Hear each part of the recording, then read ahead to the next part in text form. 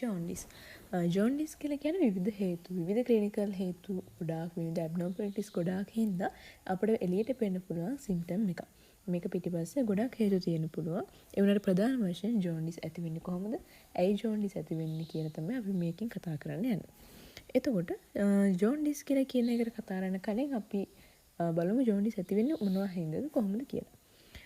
සාමාන්‍යයෙන් ජොන්ඩිස් කියලා කියන්නේ නෝමලි අපේ ඇඟේ බිලිරුබින් ලෙවල් එක වැඩි වුණාම බිලිරුබින් වල තියෙන පිග්මන්ට් එකේ කලර් එක අපේ ටිෂුස් වල පෙන්වන එක තමයි අපි ජොන්ඩිස් කියලා කියන්නේ. එතකොට ඒක අපිට ටිෂුස් කහ පාට පෙන්වන්න පුළුවන්. මේක ප්‍රධාන වශයෙන් ඇස් වල ස්ලෙරා එකේ මුළු ඇඟේ මුලත් වැඩි වුණාම පේන්න පුළුවන්. ප්‍රධාන වශයෙන් සුදු පාට ඇහි ස්ලෙරා එකේ තමයි වැඩි හරියක් මේ ජොන්ඩිස් කියන එක අපිට පැහැදිලිව පේන්නේ. එතකොට මේ බිලිරුබින් ලෙවල් එක වැඩි වෙනවා කියලා කියන්නේ කොච්චරක් වැඩි වෙනවද? සාමාන්‍යයෙන් normally අපේ ශරීරයේ blood වල තියෙන serum bilirubin level එක 1 මිලිග්‍රෑම් 1 මිලිග්‍රෑම් per deciliter වගේ වෙනවා. එතකොට මේ 1 මිලිග්‍රෑම් per deciliter කියන එකෙන් deviate වෙලා අපේ bilirubin level එක when it's greater than 2.5 2 වගේ මිලිග්‍රෑම් per deciliter වුණාම අපිට ජොන්ඩිස් තත්ත්වයක් දැක් ගන්න පුළුවන්. එතකොට 2.5 2 අතර ප්‍රමාණයක් තිබ්බහම ජොන්ඩිස් එන්න පුළුවන්. එතකොට මේ ලිමිට් එකට වැඩි වුණාම අපිට මේක එළියට පේන්න ගන්නවා. එතකොට මේ ජොන්ඩිස් ඇති වෙන බිලිරුබින් එන්නේ කොහෙන්ද කියලා බැලුවොත් අපි කලින් කතා කරපු හීම් කැටබොලිසම් පාත්වේ එකේ එකෙන් තමයි බිලිරුබින් හැදෙන්නේ. එතකොට ඒ පාත්වේ එකේ වෙන ඩිස්ටර්බන්සස් හින්දා එහෙම නැත්නම් ඒ පාත්වේ එකේ ඕවර්ලෝඩ් එකක් වෙන හින්දා අපිට ජොන්ඩිස් කියන තත්ත්වය දැක ගන්න පුළුවන් වෙනවා. එහෙනම් අපි දැන් මෙතන බැලුවොත් අපි දන්නවා හීම් කැටබොලිසම් පාත්වේ එකේදී අපි ඩිස්කස් කරා ඒක කරන්නේ මැක්‍රොෆේජ් උනේ. ඒතර මැක්‍රොෆේජ් වලට එනවා හීම්. මැක්‍රොෆේජ් එකට හීම් ආපුවම මැක්‍රොෆේජ් එක එතනින් හීම් කියන එක කැටබොලයිස් කරලා හදනවා බිලිරුබින්. එතකොට මැක්‍රොෆේජ් එක හදන බිලිරුබින් එයා ඇල්බියුමින් එක non covalently bind කරලා blood වලට රිලීස් කරනවා. ඒ blood වලින් blood circulatory system එක දිගේ ඒක liver එකට යනවා. එතකොට liver එක accept කරනවා unconjugated bilirubin. Unconjugated bilirubin මේගොල්ලෝ passively facilitated diffusion වලින් facilitated transport system එකකින් uptake කරගෙන එතනදී මේගොල්ලෝ ලක් වෙනවා conjugation කියන ක්‍රියාවලියට. එතකොට conjugation වලදී liver එක මේගොල්ලන්ට uronic acid, glucuronic acid molecules දෙකක් bind කරලා හදනවා conjugated bilirubin. Conjugated bilirubin liver sinusoids දිගේ bile duct tubes වලට ගිහිල්ලා bile වලින් release කරන duodenum එකට. එතනින් ඒ කියන්නේ එතනින් තමයි ඒගොල්ලෝ enter වෙන්නේ GIT එකට.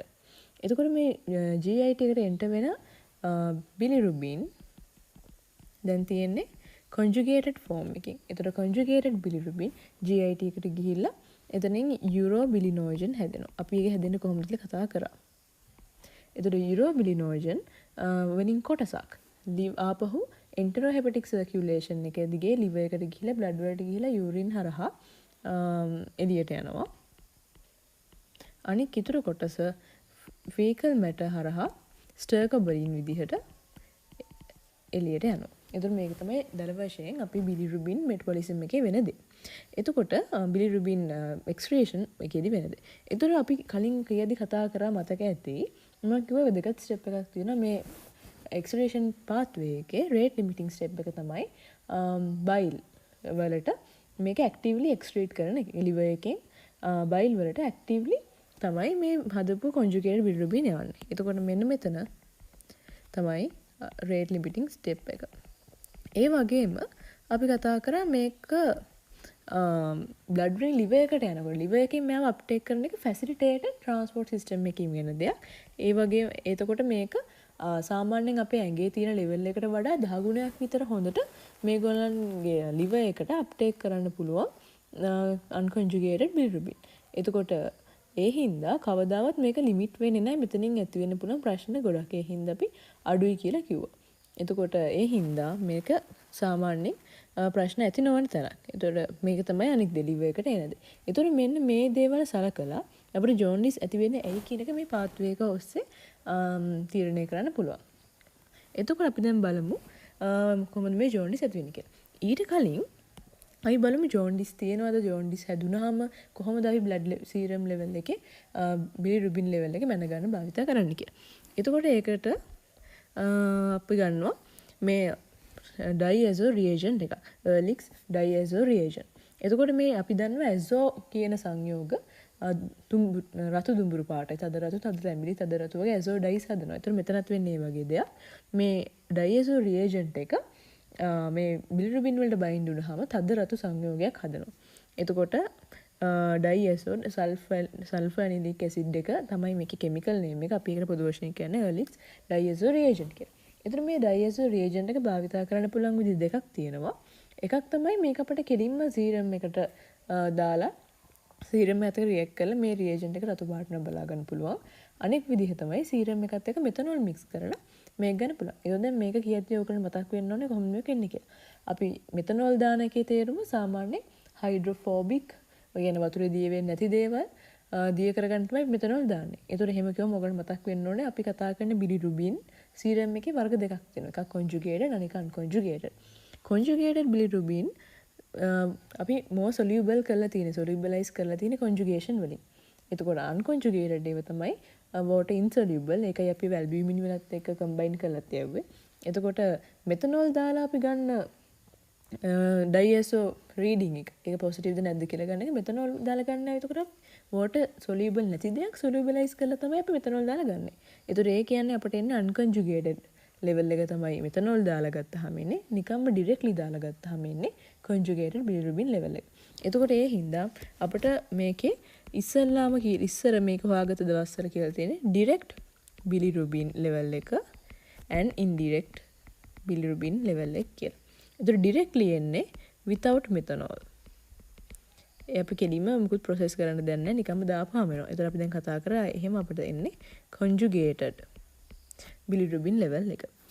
indirect විදිහට එන්නේ. ඒ කියන්නේ methanol දාපුවාම අපිට මේ ඇසෝ රියේජන්ට් එක පොසිටිව් කියලා පෙන්නනවා නම් ඒ කියන්නේ අපිට එන්නේ unconjugated bilirubin level එක. ඒතර ඕගොල්ලෝ නිකන් පොත්පත් කියවද්දී රිසෝසස් රිෆර් කරද්දී ඔයගොල්ලන්ට හම්බුන direct bilirubin level එක කියලා. ඒ කියන්නේ conjugated bilirubin level එක indirect bilirubin කියලා හම්බුනොත් ඒ කියන්නේ ඒක කතා කරන්නේ unconjugated bilirubin ගැන. ඒතර ඒක තමයි මේ reagent එක ගැන චුට්ටක් කියනවා. ඒක තමයි ප්‍රධාන වශයෙන් bilirubin level එක අපි මැනගන්න භාවිතා කරන්නේ. එතකොට අපි දැන් බලමු කොහොමද මේ ජොන්ඩිස් ඇති වෙන්නේ කියලා. එතකොට මේ ජොන්ඩිස් ඇති වෙන විදිහ සලකපුවාම අපිට මේකේ දැන් අපි කතා කරන්නේ conjugated bilirubin level එකයි unconjugated bilirubin level එකයි කියලා. එතකොට ජොන්ඩිස් ඇති වෙන්නේ bilirubin level එක වැඩි වුණාම මේ වැඩි වෙන bilirubin level එක එක්ක conjugated bilirubin වෙන්න පුළුවන් එක්ක unconjugated bilirubin වෙන්න පුළුවන්. අපි දැන් මේ metabolic pathway එකේ කතා කරපු දේවල් දෙක ගත්තාම unconjugated bilirubin තමයි තියෙන්නේ මෙන්න මේ ස්ටෙප් එක දක්වා එද්දී. මෙතන නිකන් unconjugated bilirubin. එතනින් එහාට තියෙන්නේ conjugated bilirubin. එතකොට ඒ කියන්නේ මෙන්න මෙතන මේ තැන් දෙකේ තමයි අපිට මේ ජොන්ඩිස් ගැන කතා කරන්න හේතු ඩිස්ක්‍රයිබ් කරන්න වෙන්නේ. එතකොට අපිට තේරෙනවා දැන් ජොන්ඩිස් ටයිප්ස් දෙකක් දල වශයෙන් අපිට වර්ගීකරණය කරන්න පුළුවන්. එකක් තමයි unconjugated bilirubin level වැඩි වෙන එක. එතකොට අපි සාමාන්‍ය මොකක් හරි එකක් බ්ලඩ් එකට සම්බන්ධව වැඩි වෙනවා නම් අපි කියනවා hyper කියලා කියනවා වැඩි වෙනවා නම් hypo කියනවා අඩු වෙනවා නම් ඊමියා කියලා අගට දානවා ඒක බ්ලඩ් වලට සම්බන්ධ වෙනවා. ඒතකොට අපිට මේකේ unconjugated bilirubin level වැඩි වෙන එක කියන්න පුළුවන් unconjugated hyper bilirubin ඊමියා unconjugated hyperbilirubinemia. ඒතකොට අනික් එක තමයි conjugated hyperbilirubinemia. ඒතකොට ඒක තමයි අපි සැල වශයෙන් මේ රෝග වර්ග දෙක නම් කරනවා නම්. එතකොට මේ unconjugated hyperbilirubinemia සහ conjugated hyperbilirubinemia ඇති වෙන්න පුළුවන් හේතු තියෙනවා එක එක. ඒක අපි දැන් බලමු කොහොමද ඇති වෙන්නේ කියලා. unconjugated hyperbilirubinemia එකක් වෙන්න නම් unconjugated bilirubin ප්‍රමාණය වැඩි වෙන්න නම් මෙන්න මේ පාත්වේ එක අපි මේ කතා කරමු මෙන්න මේ ලිමිට් එකට එනකන් දේවල් වල මොකක් හරි වෙනසක් තියෙනවා. එතකොට මෙතනින් වෙන්න පුළුවන් දේවල් දෙකක් තියෙනවා. එකක් තමයි මෙතනින් එන හීම් ලෙවල් එක වැඩි වුණොත් දරා ගන්න බැරි තරම් වැඩි වුණොත් මෙතන අප්ටේක් එක සීමා වෙලා අන්කොන්ජුගේටඩ් හයි බිලිරුබිනේ තත්ත්වයක් ඇති වෙන්න පුළුවන්. හැබැයි අපි කිව්වා මේ අප්ටේක් එක එහෙම ලේසියෙන් ලිමිට් වෙන්නේ නැහැ කියලා. එතන මෙහෙම වෙන්න නම් මේක ගොඩාක් වැඩි වෙන්න ඕනේ. 10 ගුණයකට වඩා වගේ වැඩි වෙන්න ඕනේ. අන්කොන්ජුගේටඩ් බිලිරුබිනේ ඕවර්ලෝඩ් එකක් හින්දා වෙනවනම්. ඒතකොට ඒ වගේම තව වෙන්න පුළුවන් දෙයක් තමයි අපි මේ අන්කොන්ජුගේටඩ් බිලිරුබින් ගත්තට පස්සේ ලිවර් ගත්තට පස්සේ ඒක කොන්ජුගේටඩ් බිලිරුබින් වලට පත් කරන කොන්ජුගේෂන් කියන ක්‍රියාවලියේ ප්‍රශ්නයක් වුණොත් ඒත් එතකොට කොන්ජුගේටඩ් බිලිරුබින් හැදෙන්නේ නැහැ අන්කොන්ජුගේටඩ් ලෙවල් එක වැඩි වෙනවා. ඒකට ප්‍රධාන වශයෙන් මේ හේතු කාරණා දෙක තමයි තියෙන්නේ අන්කොන්ජුගේටඩ් හයිපර් බිලිරුබිනීමියා තත්ත්වයක් ඇති වෙන්න.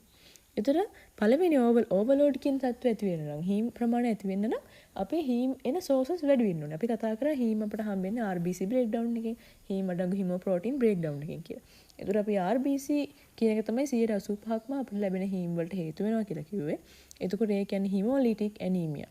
හිමෝලිටික් කියලා කියන RBC හීම් ලයිට්ස් වෙනවා නම් RBC ලයිස් වෙන ඇනීමියා එකක් තිබ්බොත් ඒ හිමෝලිටික් ඇනීමියා කියන තත්ත්වෙ හින්දා අපට හීම් ඕවර්ලෝඩ් එකක් ඇති වෙන්න පුළුවන්.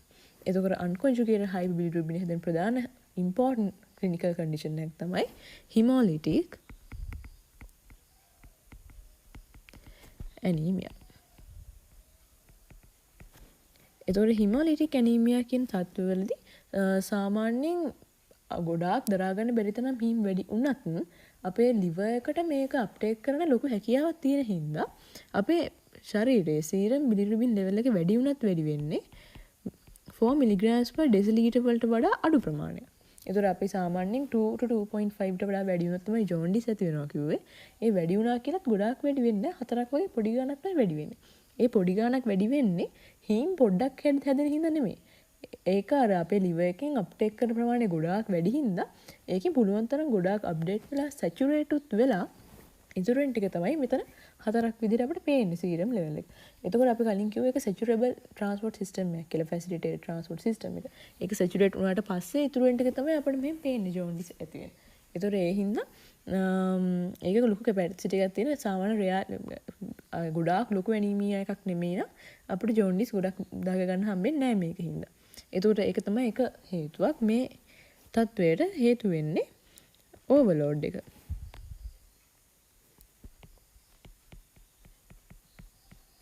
හීම් ඕවර්ලෝඩ් වුණාට පස්සේ තමයි මේ හිමෝලිටික් ඇනීමියා එක ඇති වෙන්නේ. හිමෝලිටික් ඇනීමියා හින්දා අන්කොන්ජුගේටඩ් හයි බිලිරුබිනීමියා ඇති වෙන්නේ. ඒතකොට ඊළඟට තව අන්කොන්ජුගේටඩ් බිලිරුබින් වැඩි වෙන අවස්ථාවක් තමයි නියෝනේටල් ෆිසියොලොජිකල් ජොන්ඩිස්. ඒක ෆිසියොලොජිකල්. එතකොට ෆිසියොලොජිකල් ජොන්ඩිස් කියලා කියන්නේ ඇයි අපි මේකට කියලා බලමු. දැන් සාමාන්‍ය ෆිසියොලොජිකල් කියලා අපි මොකක් කරේ හඳුන්වනවා නම් ඒ කියන්නේ සාමාන්‍යයෙන් අපේ ඇඟේ වෙන ක්‍රියාකාරීත්වයක් හින්දා ඇති වෙන දෙයක් වෙන්න ඕනේ. ඒතකොට නියෝනේට්ස් ද කියන්නේ ඉපදිච්චකම බබාලා. එතකොට මේකේ වෙන්නේ ගොඩක් අපි ළමයි ඉපදෙද්දි ප්‍රීටර්ම් සහ මැචුවර් කට්ටිය ඉන්නවා. ඒතකොට ප්‍රීටර්ම් කියලා කියන්නේ සාමාන්‍ය මාස 7කට වඩා අඩුවෙන් වගේ ඉපදෙන ළමයි. මැචුවර් කියලා කියන්නේ හොඳට හැදුනට පස්සේ ඉපදෙන ළමයි. එතකොට මේ ප්‍රීටර්ම් බේබීස් ලගෙන් 80%ක් විතරක් සහ අනික මැචුවර් බේබීස් ලගෙන් සමහරක්ට ඇති වෙන තත්ත්වයක් තමයි නියෝනේටල් ෆිසියොලොජිකල් ජොන්ඩිස් කියන්නේ. ඒක වෙන්නේ මේක ට්‍රාන්සියන්ට් කන්ඩිෂන් එකක්. ඒ කියන්නේ මේක ටෙම්පරරි කන්ඩිෂන් එකක්. හැබැයි මේක වෙන්නේ ඉපදුණු ගමන් ළමයින්ගේ මේ කොන්ජුගේෂන් සිස්ටම් එක හරියට ඩෙවලොප් වෙලා නැහැ. ඒ කියන්නේ මේක වෙන්න පුළුවන් අප්ටේක් කරන්න අදාළ ප්‍රෝටීන්ස් ඩෙවලොප් වෙලා නැති වෙන්න පුළුවන්. එහෙම නැත්නම් බිලිරුබින් UGT එන්සයිම් එක ඇක්ටිවිටි එක හරියට ඩෙවලොප් වෙලා නැති වෙන්න පුළුවන්. එහෙම නැත්නම් තව වෙන්න පුළුවන් අපිට මේ කොන්ජුගේෂන් වලට ඕන සබ්ස්ට්‍රේට් එක. මොකද්ද සබ්ස්ට්‍රේට් එක? අපි කලින් කිව්වා අර යුරෝනික් ග්ලූකෝනික් ඇසිඩ් එක සෙට් වෙලා තියෙනවා UDP කියලා එකට.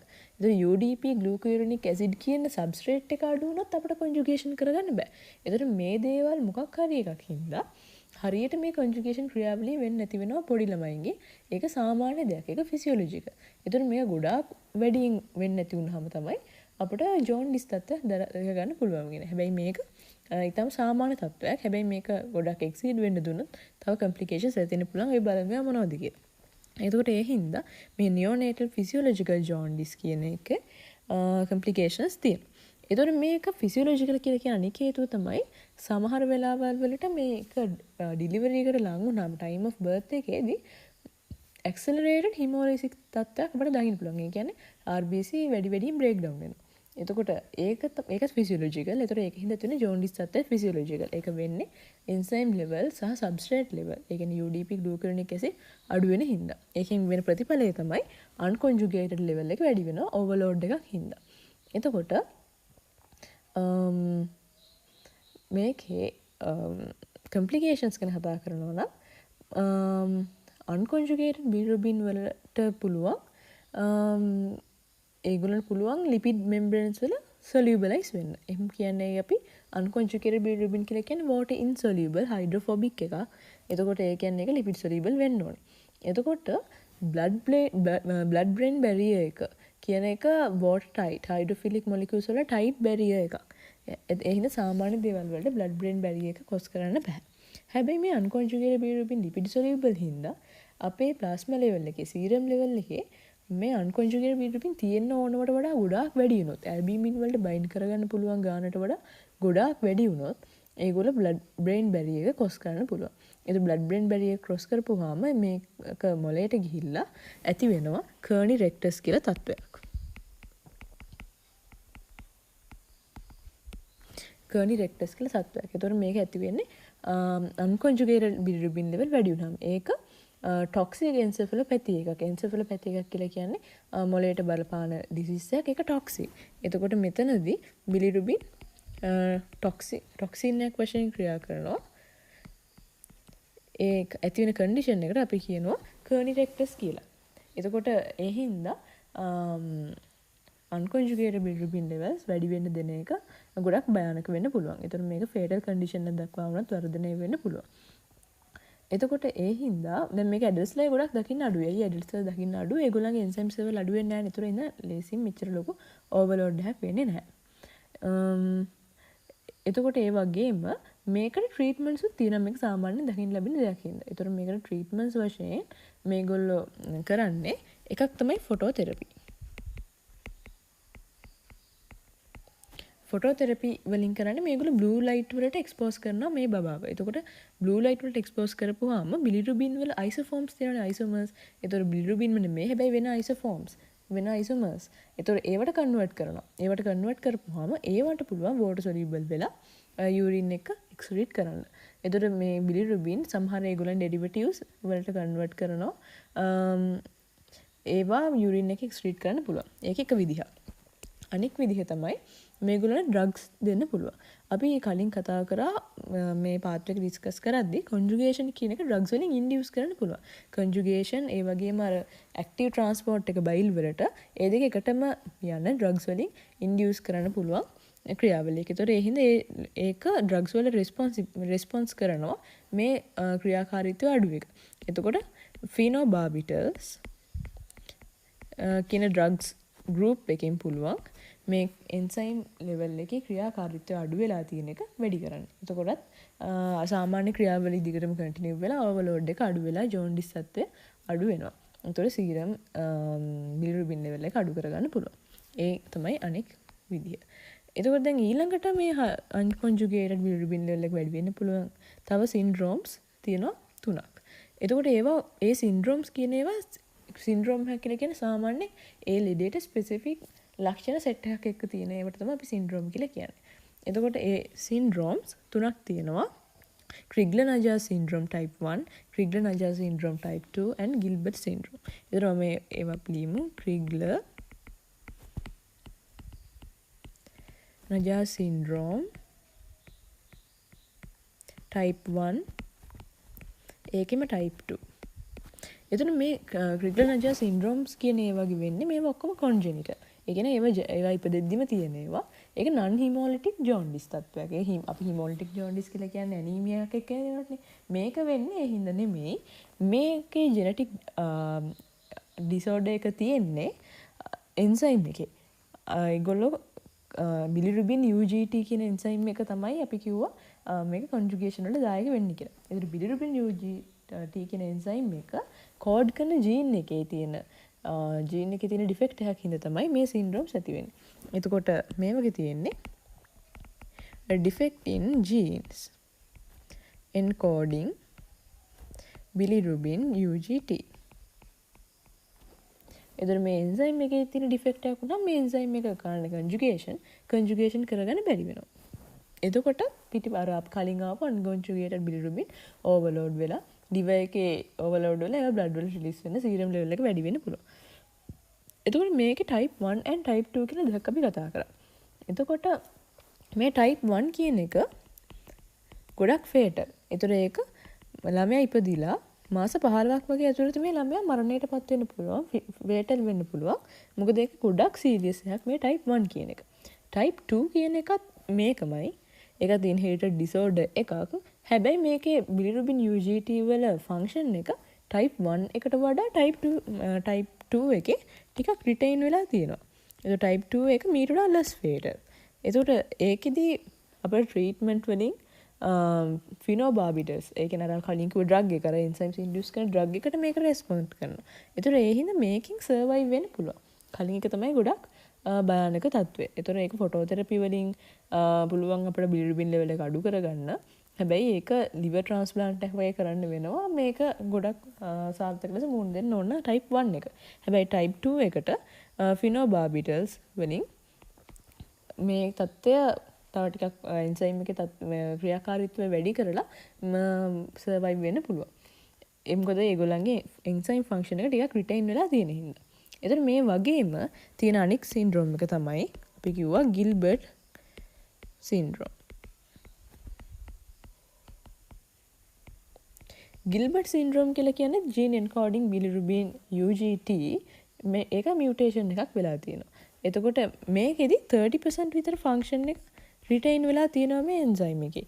එතකොට ඒ හින්දා මේක ගොඩක් බිනයින් තත්ත්වයක්, harmless තත්ත්වයක්. මොකද 30% මේ එන්සයිම් ෆන්ක්ෂන් එක රිටයින් වෙලා තියෙන හින්දා. එතකොට ඒ හින්දා මේක අර සිග්නල්-නජා සින්ඩ්‍රෝම් එක තරම් fatal තත්ත්වයක්වත් අමාරු සීරියස් තත්ත්වයක්වත් නෙමෙයි.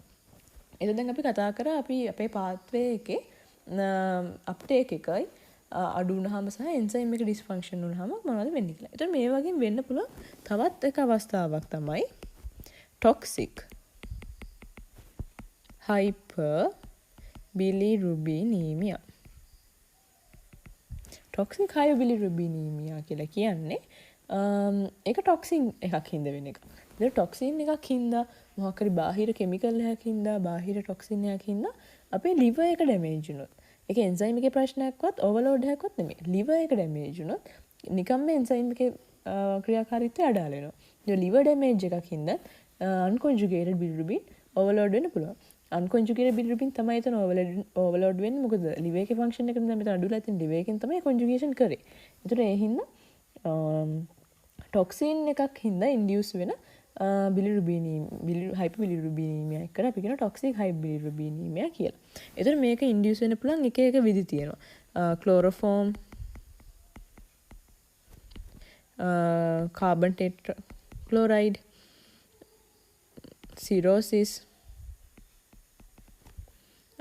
සහ mushroom poisoning කියන තත්ත්ව හින්දා මේ toxic hyperbilirubinemia ඇතින් පුළුවන්. ඒ කියන්නේ liver එකේ cells වලට hepatocytes වල damage කරන ඕනම condition එකක් මේකට ගන්න පුළුවන්. එතකොට ඒව හින්දා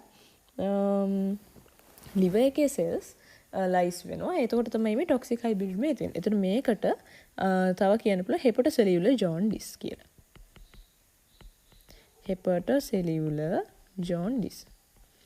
ඒකට එහෙම කියන්නේ hepatocytes damage වුණාම ඇති වෙන එකක් හින්දා. ඒතර මේකත් එක්ක එන තව අනික් ලක්ෂණය තමයි අපි දන්නවා අපි ගොඩක් වෙලාවට ක්ලිනිකල් ටෙස්ට් වලදී කරනවා plasma ALT AST levels.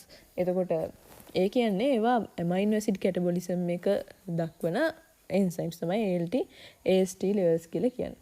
එතකොට මේ levels වැඩිවීමක් දකින්න පුළුවන් අපිට hepatocellular jaundice එකදී toxic hyperbilirubinemia එකදී. AST කියන්නේ ALT කියලා කියන්නේ alanine and aspartate transaminases. A transaminases කියලා කියන්නේ amino acid catabolism එකේදී amino acid වලින් amine group එකක් ගලවලා ගිහින් glutamate එකට ගහලා amine group එක අයින් කරන එක. එතකොට ඒක amino acid catabolism එකේ catabolism pathway එකේ first step එක. ඉස්සෙල්ලාම කරන්නේ amino acid එකකින් amine part එක ගලවලා alpha ketone glutarate එක ගහලා අපේ amine part එක අයින් කරපුවම තමයි ඉතුරු වෙන කොටස metabolism වලට දාගන්නේ අපේ බොඩි එක. ඒතකොට ඒ ෆස්ට් ස්ටෙප් එක කරන එන්සයිම්ස් තමයි මේ ALT AST කියලා කියන්නේ. අපි ඩෙන්ගු හැදුනහම ඒ වගේ මොකද ලෙඩක් වුනහම liver function test එකක් කරනවා කියලා කියන්නේ මේ එන්සයිම්ස් එක බලන එක. ඒතකොට මේ එන්සයිම් එක බලන එකේ බලාපොරොත්තු වෙන්නේ අපේ හෙපටොසයිට්ස් ඩැමේජ් වෙලා තියෙනවා නම් මේ එන්සයිම්ස් ලීක් වෙනවා සීරම් එකට. මොකද මේවා සාමාන්‍යයෙන් ඉන්ට්‍රාසෙලියුලර් එන්සයිම්ස්. එතකොට මේවා සීරම් එකට ලීක් වෙලා තියෙනවා නම් ඒකෙන් අපිට ඩිසයිඩ් කරන්න පුළුවන් මෙයාගේ liver එක ඩැමේජ් වෙලාද නැද්ද කියලා. අන්න ඒකට තමයි AST ALT levels බලන්නේ. එතකොට හෙපටොසෙලියුලර් ජොන්ඩිස් එකකින් අපි AST ALT levels බැලුවොත් මේ AST and ALT levels serum levels වැඩි වෙනවා. ඒ වැඩි වෙන්න හේතුව මේ ජොන්ඩිස් සම්බන්ධ ජොන්ඩිස් වලට හේතු වෙන liver එකේ damage එක. ඒ ජොන්ඩිස් හින්දා AST ALT වැඩි වෙනව නෙමෙයි. මෙතන ජොන්ඩිස් ඇති වෙන්නේ liver damage එකක් හින්දා AST ALT level වැඩි වෙන්නේ liver damage එකක් හින්දා. එතකොට ඒක තමයි මෙතන toxic hyperbilirubinemia කියන්නේ. එතකොට දැන් මෙතන අපි කතා කරා unconjugated bilirubin levels වැඩි වෙන විදි. එතකොට දැන් අපි බලමු conjugated bilirubin level වැඩි වෙන්නේ මොන වගේ හේතු හින්දාද කියලා. එතකොට conjugated high bilirubinemia තත්ත්වයක් එන්න නම් මේ conjugation කියන ක්‍රියාවලිය වුණාට පස්සේ වෙන මොකක් හරි ඩිෆෙක්ට් එකක් වෙන්න ඕනේ. ඒතකොට ඒ කියන්නේ conjugation කරන enzymes වල අවුලක් වෙන්න විදිහක් නැහැ. එක්කෝ එළියට දාන එකේ අවුලක්. එහෙම නැත්නම් මේ මෙතනින් bile වලින් GIT එකට යන pathway එකේ ප්‍රශ්නයක් වෙන්න ඕනේ. ඒතර අපි දැන් බලමු මේ ප්‍රශ්න දෙකම හින්දා කොහොමද conjugated high bilirubinemia වෙන්නේ කියලා. දැන් ප්‍රධාන වශයෙන් මේක වෙන්න කොමන්ම හේතුව වෙන්නේ මේ බයිල් ඉඳන් GIT වලට යද්දී ගෝල් බ්ලැඩර් එකේ ඉඳන් biliary tract එක මොකක් හරි එකක් හින්දා ඒක ඔබ්ස්ට්‍රක්ෂන් එකක් වුණාම මේ biliary tree එක ඔබ්ස්ට්‍රක්ට් වුණාම මෙතනින් conjugate කර bilirubin එන්නේ නැති වෙනවා. ඒත් මෙතන ඒක ඕවර්ලෝඩ් වුණාම liver එකේ ඕවර්ලෝඩ් වෙලා serum levels වැඩි වෙනවා. conjugated bilirubin මතක තියාගන්න ඒවා soluble water soluble ඒ හින්දා blood එකේ තියෙනවා urine වලිනුත් එවන්න පුළුවන්. ඒතොර ඒ හින්දා ප්‍රධානම හේතුව වෙන්නේ biliary tree එකේ obstruction එකක් වුණාම වෙන jaundice එක. එතකොට ඒක තමයි පළවෙනි හේතුව. obstruction in biliary tract. එතකොට මේක obstruction වෙන්න පුළුවන් මෙතන මොකක් හරි එකක් වෙන්න පුළුවන්. gallstones, cancers ඒ හේතුව තමයි ගොඩක් දැන් දකින්න පුළුවන් වෙන්නේ. එතකොට මේ ඕනම එකක් හින්දා biliary tract එක obstruct වුණාම plasma එකට serum එකට conjugated bilirubin leak වෙන්න පුළුවන්. එතකොට දැන් මේකේ අපි අලුත් term එකක් introduce කරනවා. cholestatic jaundice.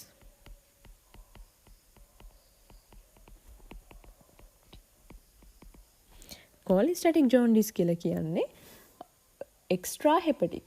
ඒ කියන්නේ liver එකෙන් එළියේ. liver එකෙන් එළිය වෙන ඕනම obstruction එකක් හින්දා ඇති වෙන jaundice තත්ත්වයකට අපි කියනවා cholestatic jaundice එකක් කියලා. ඒ extra hepatic obstruction හඳුන්වන්න තමයි cholestatic jaundice එකකින් term එක දාලා තියෙන්නේ. එතකොට extra hepatic obstructive jaundice තත්ත්ව හඳුන්වන්න තමයි cholestatic jaundice කියන term එක අපි භාවිත කරන්නේ. හැබැයි මේකට include කරනවා liver එක ඇතුළෙම වුණත් අර බයිල් කැනඩිකියුලි කියන අපි දැන් දන්නවා liver එකේ structure එකෙන් චූටි බයිල් කැනල්ස් වලින් තමයි බයිල් ඩක්ටිව්ස් හැදිලා ගෝල් බ්ලැඩර් එකට එන්නේ. එතකොට liver එක ඇතුළේ ඒ කියන intrahepatic micro obstructions. ඒතර micro obstruction එක කියලා කියන්නේ චූටි obstruction එකක් වුණොත් මේ බයිල් ඩක්ටිව්ස් වල ඒකත් මේ cholestatic jaundice වලට දාලා තියෙනවා extra hepatic කියලා කිව්වට. එතකොට extra hepatic obstructions plus intrahepatic micro obstructions of bile canaliculi කියන reasons දෙකෙන් තමයි මේ cholestatic jaundice කියන term එක හඳුන්වන්නේ. එතකොට ඒක term එකක්. එතකොට මේ cholestatic jaundice කියන එක ඇති වෙන්න පුළුවන් infections වලදී. එතකොට අර චූටි බයිල් කැනලිකියුලි බ්ලොක් වුණාම මේ තත්ත්වය ඇති වෙන්න පුළුවන්. එතකොට ඒකින්ද infectious jaundice එකක් වෙන්න පුළුවන් cholestatic jaundice එකට හේතුව. එතකොට ඒක හේතුව මේක තමයි most common reason එක. එතකොට තව එන්න පුළුවන් එකක් තමයි Durbin-Johnson syndrome. Durbin-Johnson syndrome කියන එකෙන් වෙන්නේ මේක autosomal recessive. අපි කලින් කිව්ව සිග්ලනජා සින්ඩ්‍රෝම් එකත් autosomal recessive කන්ඩිෂන් එකක්ම තමයි. ඒතර මේකත් ඒ වගේ ඔටෝසෝමල් රිසෙසිව් කන්ඩිෂන් එකක්. හැබැයි මේක ගොඩක් බිනයින්. බිනයින් කියලා කියන්නේ මේක ලක්ෂණ එළියට පේන්නේ නැති තරම්. ඒතර මේක වෙන්නේ මේක සිද්ධ වෙන්නේ අපි කලින් කතා කරපු මේ එක්ස්පෝර්ට් සිස්ටම් එකේ ඇක්ටිව්ලි බයිල් වලට conjugated bilirubin එක්ස්පෝර්ට් කරනකොට අපි කිව්වා MRP2 කියලා ට්‍රාන්ස්පෝර්ට් එකක් ඕනේ වෙනවා කියලා. MRP2 කියලා. අපි කලින් වීඩියෝ එකේ ඩිස්කස් කරා. ඒතර මේ MRP2 කියන ප්‍රෝටීන් එක එන්කෝඩ් කරන ජීන් එකට ප්‍රශ්නයක් වුණාම තමයි මේ ඩබින් ජොන්සන් සින්ඩ්‍රෝම් කියන එක ඇති වෙන්නේ. හැබැයි මේක බිනයින් කියලා කියන්නේ. ඒතර මේක චයිල්ඩ්හුඩ් එකේදී හරි ඇඩල්ට් හුඩ් එකේදී හරි දෙකෙන් එක වගේ තමයි පෙන්වන්නේ ලක්ෂණ. ඒතර ඒ හින්දා මේක ගොඩක් බලපෑමක් ඇති වෙන්නේ නැහැ. ඒතර ඒ හින්දා මේක ලොකු අර සිග්ලනජා සින්ඩ්‍රෝම් එක තරම් සිවියර් කන්ඩිෂන් එකක් නෙමෙයි. එතකොට මේකෙදි සාමාන්‍ය දෙයක් තමයි හෙපටොසයිට්ස් වල බ්ලැක් පිග්මන්ට් එකක් දැක ගන්න පුළුවන්. එතකොට මේකේ ලක්ෂණයක්. ඒතර ඒක අපි කියනවා හෙපටොසයිට්ස් වල hepatocytes contain a black pigment. මේ black pigment එක ඇති වෙන එක මේ syndrome එකේ එක ලක්ෂණයක්. එතකොට ඒක pigment එක epinephrine වලින් drive වෙනවා කියලා ideas තියෙනවා. කොහොම හරි ඒක syndrome එකේ එක ලක්ෂණයක් black pigment එකක් තියෙන එක. මේක හැබැයි condition එක ගොඩක් benign. මොකද ඒක lifetime එකේ එක era එකද විතරක් එළියට එන හින්දා. එතකොට ඊළඟට තව එකක් තියෙනවා රොටර් සින්ඩ්‍රෝම් කියලා එක. හැබැයි ඒක ගොඩක් රෙයා බිනයින් කන්ඩිෂන් එකක්. ඒකත් ඉන්හෙරිටඩ් හැබැයි ගොඩක් බිනයින්. ඒ වගේම රෙයා. එතකොට මේක වෙන්නේ chronic conjugated hyperbilirubinemia එකක් තමයි තියෙන්නේ. එතකොට chronic කියලා කියන්නේ මේක long term ඇතිසිත කියන මුළු ජීවිත කාලයෙන් පුරාම වගේ තියෙනවා. හැබැයි ඒක normal. එතකොට ඒ පුද්ගලයාගේ ලක්ෂණයක් තමයි serum level වැඩියෙන් තියෙන එක. එයාට ඒක ප්‍රශ්නයක් නෙමෙයි. එතකොට ඒක chronic hyperbilirubinemia එක. ඒක හැබැයි එයාට සාපේක්ෂව ඒක normal. එතකොට ඒකට හේතු වෙන්න පුළුවන් liver එකේ මේ bilirubin store කරගන්න කේ ප්‍රශ්නයක් හින්දා හැම වෙලෙම serum එකට leak වෙන එක වැඩි වෙන්න පුළුවන්. ඒතකොට ඒක ඒ පුද්ගලයාට සාපේක්ෂව normal. හැබැයි serum level එක වැඩි. ඒ හින්දා අපි classify කරන්නේ අපේ range වලට වඩා වැඩියෙන් තියෙන හින්දා hyperbilirubinemia කියලා වුණාට ඒක යාට සාපේක්ෂව normal. ඒක ගොඩක් rare condition එකක්. එතකොට අපි දැන් කතා කරා hyperbilirubinemia වර්ග දෙක සහ ඒවා ඇති වෙන්න පුළුවන් කොහොමද කියන එක ගැන. එතකොට තව මේ ඇති වෙලා තියෙන හේතු පදනම් කරගෙන අපිට මේ ක්ලාසිෆයි කරන්න පුළුවන් විදි දෙකකට retention hyperbilirubinemia සහ regurgitation hyperbilirubinemia කියලා. එතකොට retention hyperbilirubinemia ඒ වගේම regurgitation hyperbilirubinemia කියන දෙක අපි ක්ලාසිෆයි කරන්නේ ඒක blood වලට සාපේක්ෂව. ඒ කියන්නේ retention කියන වචනේම තේරුම මොකක් හරි retention එකක් වෙලා තියෙනවා කියන්නේ. එතකොට blood වල retain වෙනවා නම් bilirubin වැඩියෙන් ඒක retention hyperbilirubinemia එක. එතකොට blood වල නම් වැඩියෙන් retain වෙන්නේ ඒක හැම වෙලේම unconjugated hyperbilirubinemia. එතකොට regurgitation hyperbilirubinemia කියලා කියන්නේ regurgitation ඒ වචන වල තේරෙන්නේ ආයෙ එනවා කියන එක. එතකොට blood අපි මේක සලකන්නේ blood වලට සාපේක්ෂව. blood වලට ආපහු මේ bilirubin එනවා නම් කැරකිලා. එතකොට ඒක regurgitation hyperbilirubinemia එක. එතකොට මේක වෙන්න පුළුවන් biliary tract එක obstruct වුණාම ආපහු වෙන්න පුළුවන්. එතකොට ඒක regurgitation hyperbilirubinemia. එතකොට ඒක හැම වෙලේම conjugated hyperbilirubinemia එක. එතකොට ඒක අපිට classify කරන්න පුළුවන් ඒ වගේ වර්ග දෙකකට retention ද regurgitation ද කියලා. එතකොට මේ jaundice තත්ත්වයේ හින්දා ඇතිවෙන තව දෙයක් තමයි අපි urine වල එක්කෝ bilirubin එහෙම නැත්නම් urobilin levels අඩු වැඩි වෙන්න පුළුවන්. එතකොට urine වල bilirubin levels වැඩි වෙන එකට choleric jaundice කියලා. එතකොට දැන් මේකේ කලින් තිබ්බේ cholestatic jaundice. col කියන prefix එක තමයි තිබ්බේ. එතන මෙතනත් තියෙන්නේ col කියන prefix එක. ඒක uric කියලා කියන්නේ urine වල තියෙනවා කියන්නේ. එතකොට choleric jaundice කියලා කියන්නේ urine වල bile pigments තියෙනවා නම්. එතකොට urine වලත් bile pigments දකින්න තියෙනවා නම් ඒක choleric jaundice වෙනවා. එතකොට ඒ choleric jaundice කියලා කියනවා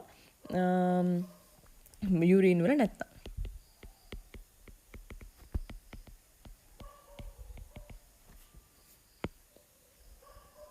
එතකොට කොලියුරියා කියන කන්ඩිෂන් එක කියලා කියන්නේ යුරින් වල බයිල් පිග්මන්ට්ස් තියෙනවා. එතකොට අපි දැන් බලන්න ඕනේ යුරින් වල බයිල් පිග්මන්ට්ස් එන්නේ කොහොමද කියලා. යුරින් වල බයිල් පිග්මන්ට්ස් එන්න නම් තියෙන්න ඕනේ කොන්ජුගේටඩ් බිලිරුබින්ද අන්කොන්ජුගේටඩ් බිලිරුබින්ද කියලා මම ඇහුවොත් ඒකට උත්තරේ වෙන්න ඕනේ කොන්ජුගේටඩ් බිලිරුබින්. මොකද අන්කොන්ජුගේටඩ් බිලිරුබින් වෝටර් සොලියබල් නැහැ. ඒක හයිඩ්‍රොෆෝබික්. ඒතකොට වෝටර් සොලියබල් වෙන්නේ කොන්ජුගේටඩ් බිලිරුබින්. එහෙනම් කොන්ජුගේටඩ් බිලිරුබින් ලෙවල්ස් වැඩි වෙන අවස්ථාවක සීරම් ලෙවල් එකේ වැඩි වුණොත් ඒක ෆිල්ටර් වෙලා යූරින් වලත් එක්ස්ක්‍රීට් වෙන්න පුළුවන්.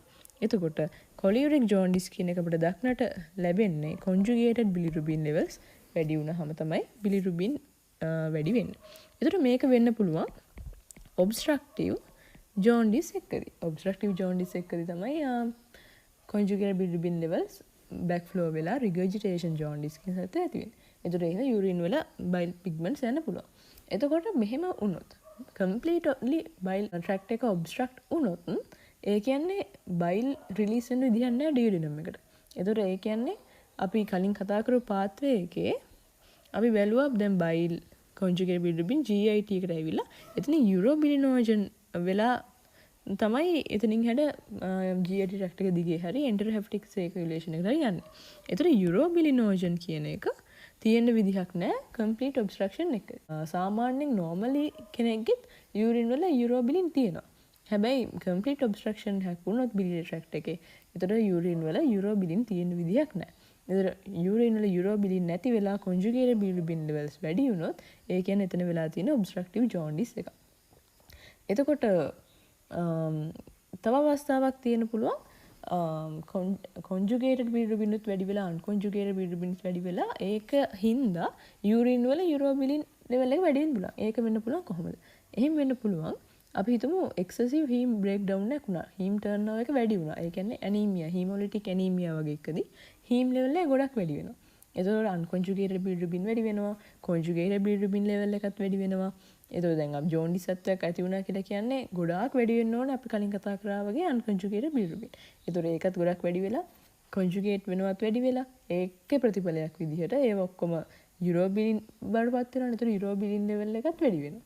එතකොට යුරෝබිලිනෝජන් ලෙවල් එක වැඩි වෙලා යූරින් වල එක්ස්ක්‍රීටන් ප්‍රමාණයත් වැඩි වෙනවා. එතකොට යූරින් නෝමල් කලර් එකට වඩා ඩාර්ක් කලර් එකකින් එක්ස්ක්‍රීට් වෙන්න පුළුවන්. ඒ වගේ ජොන්ඩිස් එකකදී. එතකොට ඕවර්ලෝඩ් එකක් හින්දා ඇති වෙන ජොන්ඩිස් තත්වයකදී යූරින් වල යුරෝබිලින් වැඩි වෙන්න පුළුවන්. එතකොට යූෂුවල් කලර් එකට වඩා ගොඩක් ඩාර්ක් යූරින් පිට වෙන්න පුළුවන් ඒ වගේ කන්ඩිෂන් එකකදී. එතකොට ප්‍රධාන වශයෙන් ජොන්ඩිස් ගැන සහ ඒක පිටිපස්සේ තියෙන හේතු කාරණා ගැන කතා කරනකොට අපිට ඔය ගැන තමයි කතා කරන්න හම්බෙන්නේ. ඒතර ඒ වගේම තව දෙයක් මම ඉතුරු කරන්න කැමතියි. අපි දැන් සාමාන්‍යයෙන් පේෂන්ට් කෙනෙක් ට්‍රීට් කරලා සීරම් බිලිරුබින් ලෙවල්ස් මොනිටර් කරලා ඒක අඩු කරගෙන ගියත් සමහර පේෂන්ට්ස් ලගේ කහ පාට ගතිය ඉතුරු වෙලා තියෙනවා. හැබැයි සීරම් ලෙවල්ස් නෝමල්. ඒතර සීරම් ලෙවල්ස් හොඳට නෝමල්ව පේන්න තියෙනවා. හැබැයි එයා තාම ජොන්ඩික් පේෂන්ට් කෙනෙක්. එතකොට එහෙම වෙන්න පුළුවන් තියෙන බිලිරුබින් ඇල්බියුමින් වලට බයින්ඩ් වෙනවා කෝවැලන්ට්ලි. සමහර කොන්ජුගේටඩ් බිලිරුබින් වලට පුළුවන් ඇල්බියුමින්ට කෝවැලන්ට්ලි බයින්ඩ් වෙන්න. එතකොට ඇල්බියුමින් අපි කලින් කතා කරේ අන්කොන්ජුගේටඩ් බිලිරුබින් ඒව බයින්ඩ් වෙන්නේ නන් කෝවැලන්ට්ලි. අර ලෙස් ඇෆිනිටි හරි හයි ඇෆිනිටි සයිට් එකට. හැබැයි දැන් මෙතන කොන්ජුගේටඩ් බිලිරුබින්ට පුළුවන් කෝවැලන්ට්ලි ඇල්බියුමින්ට බයින්ඩ් වෙන්න. එතකොට ඒ කොන්ජුගේට් වෙලා බයින්ඩ් වෙලා තියෙන ඒව හින්දා කහ පාටට පේනවා. හැබැයි ඒව සීරම් ලෙවල් එකට අහු වෙන්නේ නැහැ. අපි ඒක මෙෂර් කරන විදිහ කතා කරා. ඒක ඇල්බියුමින් වලින් ගලවලා ගන්න විදිහක් නැහැ. ඒතකොට ඒ හින්දා ඇල්බියුමින් වල තාම තියෙනවා. හැබැයි සීරම් ලෙවල් එක ලෝ. ඒතකොට ඒ හින්දා ඒක එක්ස්ප්ලেইন කරනවා. ඒ වගේ අවස්ථාවන් සීරම් ලෙවල් එක නෝමල්. හැබැයි තාම මේ පේෂන්ට් ජොන්ඩික් වෙන අවස්ථාව කොහොමද වෙන්නේ කියලා. අපි තවත් වීඩියෝ එකකින් තවත් මාතෘකාවක් ගැන කතා කරමු.